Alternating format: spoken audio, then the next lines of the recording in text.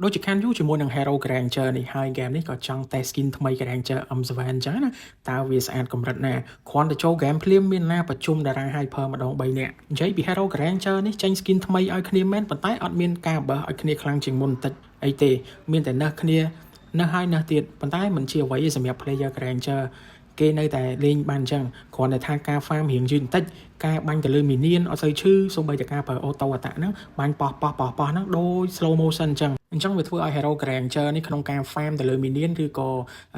យក turn របស់ enemy ហ្នឹងរៀងយឺតជាងមុនបន្តិចប៉ុន្តែមិនជាអ្វីទេសម្រាប់ player Granger ហើយគ្នាយើងបានទិញ Pass M7 ហ្នឹងនៅហើយ event នេះគេមានរយៈពេល1ខែជាងពីចាប់ពី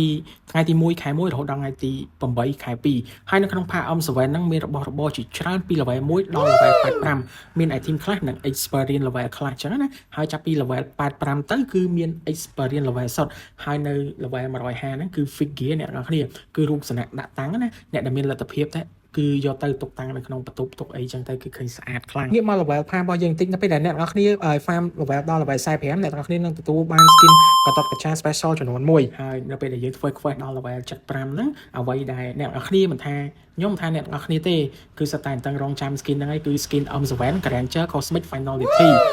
ឬក៏អ្នកទាំងអស់គ្នាចំណាំហៅថា skin prime ហ្នឹងណាហើយអ្វីដែលអស្ចារ្យនៅក្នុង pass ហ្នឹងគឺកម្រិត level 150គឺជារូបសនៈ Hero Granger ហ្នឹងឯងសម្រាប់អ្នកដែលចូលចិត្ត anime រូបដាក់តាំងនៅលើតុរៀនឬក៏បន្ទប់គេងអីហ្នឹងត្រូវហើយអញ្ចឹងមានលទ្ធភាពដាក់យកទៅជាពិសេស player Granger ហើយខ្ញុំក៏មិនដឹងថាមានលទ្ធភាពយកអត់ទេតែបើធ្វើ level 75 skin prime ហ្នឹងគឺអូខេហើយនៅក្នុងព្រឹត្តិការណ៍ M7 ហ្នឹងក៏វាមាន event ផ្សេងដែរហើយគ្នាយើង complete កន្លែង Lucky Gift មានឱកាសឈ្នះ skin Yuzong និង skin M series ផ្សេងទៀតហើយក៏មាន event Party Week ក៏ចាប់ផ្ដើមដំណើរការចាប់ពីថ្ងៃទី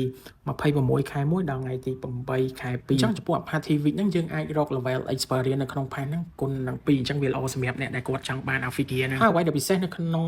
ព្រឹត្តិការណ៍ M7 នេះដែរគឺនៅចុងព្រឹត្តិការណ៍តែម្ដងគឺយើងអាចទទួលបាន skin មួយដោយ free តាមប្រភេទ skin ណាតាមប្រភេទប្រអប់ដែលមានរមាំង1 2 3 4អីអញ្ចឹងទៅនៅក្នុងប្រអប់ chest នឹងវាអាស្រ័យទៅលើយើងធ្វើ quest ឲ្យបានប្រអប់មួយណាវីដេអូនេះក៏ឈានដល់ទីបញ្ចប់ហើយដែរអរគុណសម្រាប់ការតាមដានទស្សនាពីដើមរហូតដល់ចប់ជូនពរឲ្យអ្នកទាំងអស់គ្នាសុខភាពល្អសំណាងល្អជួបគ្នានៅវីដេអូក្រោយ